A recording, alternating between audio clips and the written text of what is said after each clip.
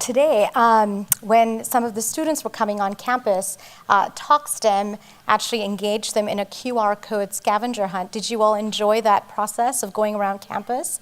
Yes? And so I'd love to ask each one of you that, STEM, as you think about it, right, or being a person in technology, what are kind of your thoughts on the kind of school or classroom experiences that maybe you would have liked to have had, when you were younger, that might have made a difference?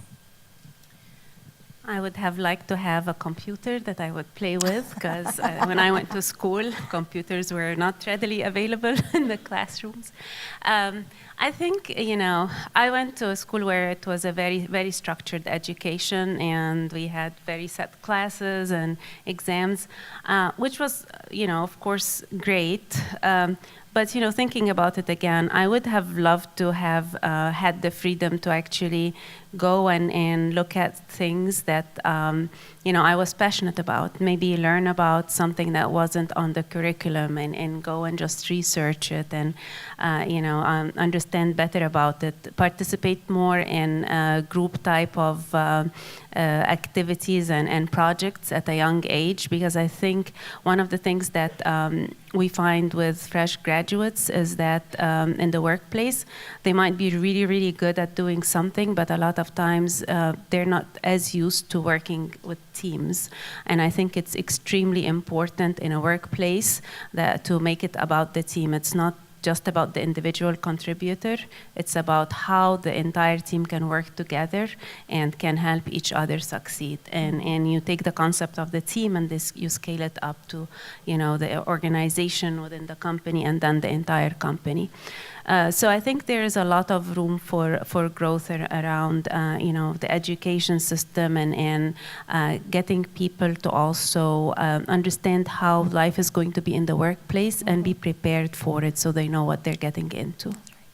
Maya, would you like to add to that? Yeah, I think I'll just build on what Dahlia said. I think when we teach STEM, and specifically computer science, I think there's a real emphasis in school on making the individual a great coder and a great developer, a great infrastructure architect.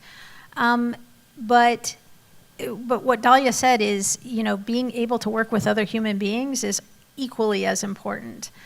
We're doing something at American Airlines right now called pair programming, where you have two developers who are working on the same set of code. One developer will develop for a period of time while the other developer is really checking their work. Then they switch. And although you're investing two people on one set of code, the idea is that the quality of that code is going to be a lot better. So you're actually going to get faster because you're going to develop higher quality code. Well, working with another human being who's watching what you're doing and is correcting what you're doing is, there's a lot of social, emotional aspects to that. And if you can't get comfortable with that, if you can't get comfortable with the idea that you're not going to be working by yourself all the time, then it's going to be a difficult experience. So I would encourage the schools to be adopting that aspect as well, the group dynamic, the collaborative, the cooperative, the human connection, rather than just thinking of STEM as a very isolated activity.